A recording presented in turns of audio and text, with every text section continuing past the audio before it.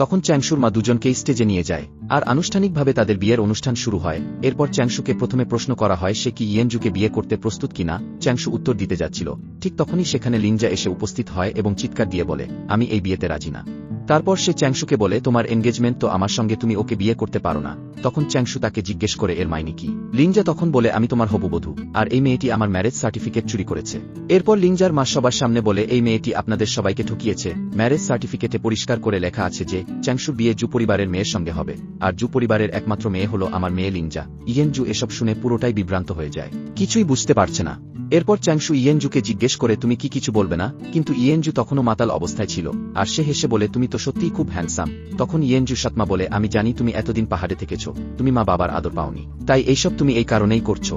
এখন চুপচাপ নিজের ভুল স্বীকার করো আর এই বিয়ের অনুষ্ঠান থেকে চলে যাও, তাহলে এখনো আমাদের বাড়িতে তোমার জন্য জায়গা থাকবে।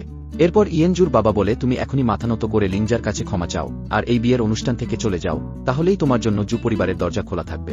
তখন ইয়েনজু রেগে বলে, আমি জু পরিবারে গিয়ে কি করব?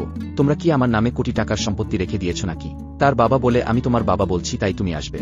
এই কথা শুনে ইয়েনজু বলে, আচ্ছা তো আপনি এখনো বেঁচে আছেন? আমি তো মনে করতাম আপনি অনেক আগেই মারা গেছেন। আমার এখনো মনে আছে আমি যখন 4 বছরের ছিলাম তখন তোমরা আমায় পাহাড়ে ফেলে দিয়ে এসেছিলে, আর সেখানে মাস্টারই আমার খেয়াল রেখেছে, সে না থাকলে আমি বেঁচে থাকতাম না।